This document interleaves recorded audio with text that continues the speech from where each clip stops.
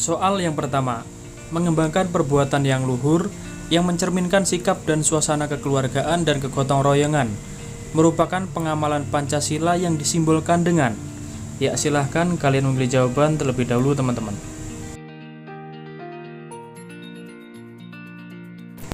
Ya, mengembangkan perbuatan yang luhur yang mencerminkan sikap dan suasana kekeluargaan dan kegotong royongan merupakan pengamalan Pancasila sila kelima yang disimbolkan dengan padi dan kapas. Jadi jawabannya yang E teman-teman.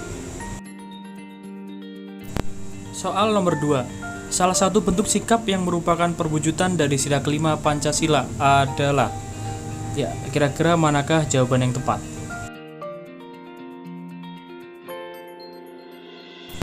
Jawabannya adalah E. Sikap yang merupakan perwujudan sila kelima antara lain menjaga keseimbangan antara hak dan kewajiban, menghormati hak-hak orang lain, suka memberi pertolongan kepada orang lain, serta menghargai hasil karya orang lain. Oke, next.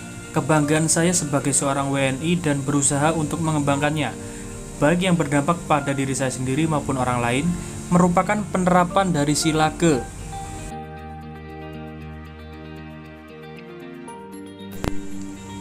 Ya, penerapan sila ketiga pada butir-butir Pancasila keempat, yaitu mengembangkan rasa kebanggaan dan berkebangsaan dan bertanah air Indonesia. Jadi jawabannya yang C teman-teman. Yang merupakan pengaruh eksternal sebab-sebab muncul dan berkembangnya pergerakan nasional Indonesia adalah. Ya, silahkan kalian memilih jawaban terlebih dahulu teman-teman.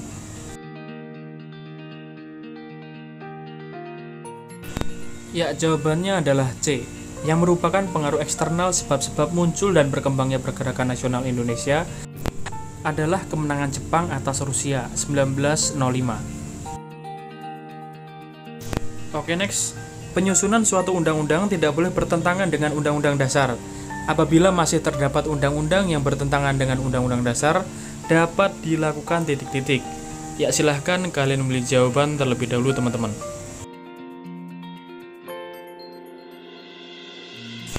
Jawabannya adalah D. Apabila terdapat undang-undang yang bertentangan dengan Undang-Undang Dasar, maka dilakukan uji materi judicial review ke Mahkamah Konstitusi. Sedangkan apabila ada peraturan perundang-undangan di bawah undang-undang bertentangan dengan undang-undang seperti peraturan pemerintah, peraturan presiden, peraturan daerah, maka akan dilakukan uji materi ke Mahkamah Agung. Oke, next. Meskipun hak asasi merupakan hak yang melekat pada diri individu setiap orang, namun dalam kehidupan bermasyarakat perlu adanya pembatasan hak tersebut. Alasan adanya pembatasan tersebut yang paling benar adalah. Ya, kira-kira manakah jawaban yang paling tepat teman-teman?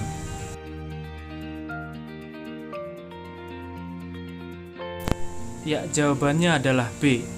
Alasan adanya pembatasan tersebut yang paling benar adalah kedudukan manusia sebagai makhluk pribadi dan sosial sesuai dengan pertimbangan moral, nilai-nilai agama, keamanan, dan ketertiban umum. Oke, lanjut. Keanekaragaman yang dimiliki Indonesia harus tetap menjadi satu. Hal ini sesuai dengan cerminan Pancasila, sila ke. Ya, silahkan kalian menjawab terlebih dahulu teman-teman. Ya, jawabannya adalah C teman-teman. Keanekaragaman yang dimiliki Indonesia harus tetap menjadi satu. Hal ini sesuai dengan cerminan Pancasila sila ketiga. Mengakui persamaan derajat, persamaan hak dan kewajiban asasi setiap manusia, tanpa membeda-bedakan suku, keturunan, agama, kepercayaan, jenis kelamin, kedudukan sosial, dan warna kulit, merupakan pengamalan Pancasila, sila yang berlambangkan. Ya, kira-kira manakah jawaban yang tepat?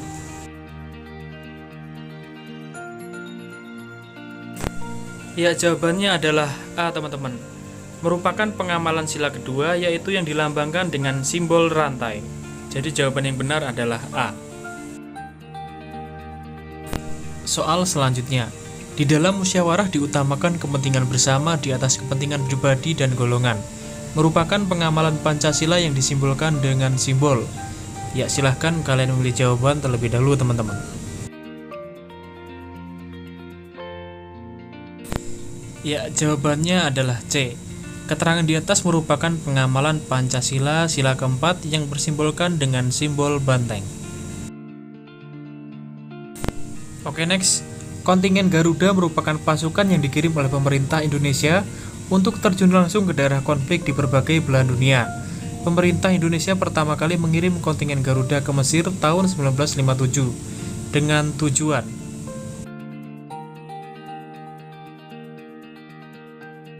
ya, jawabannya adalah C. Menjaga perdamaian kawasan terusan Suez setelah penarikan pasukan Inggris dan Prancis. Ya, untuk penjelasan lebih lanjut silahkan kalian simak sendiri teman-teman. Lagu kebangsaan Indonesia Raya yang diperkenalkan oleh W.R. Supratman pertama kali diperdengarkan untuk membangkitkan rasa nasionalisme pada saat ya, silahkan kalian beri jawaban terlebih dahulu teman-teman. Jawabannya adalah C. Pada saat Sumpah Pemuda pada Kongres Pemuda II yang berlangsung pada tanggal 28 Oktober 1928. Itulah pertama kali lagu Indonesia Raya dilakukan tanpa syair. Oke, next. Badan yang memiliki kewenangan untuk menetapkan Undang-Undang Dasar menurut Pasal 3 UUD 1945 adalah ya, silahkan kalian beri jawaban terlebih dahulu teman-teman.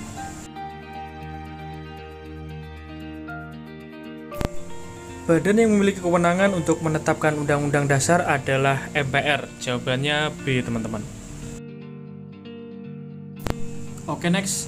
Pada masa demokrasi terpimpin, berkembang ideologi Nasakom. Ideologi ini dikembangkan oleh, ya ini pertanyaan paling mudah, teman-teman. Silahkan kalian menjawab terlebih dahulu. Jawabannya adalah B. Ideologi Nasakom dikembangkan oleh Presiden Soekarno pada masa 1966. Pengembangan ideologi ini merupakan salah satu penyimpangan terhadap nilai-nilai yang terkandung pada Pancasila.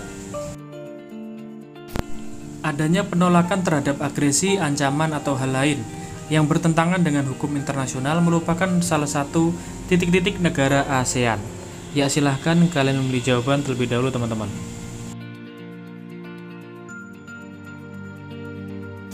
Jawaban yang tepat adalah D.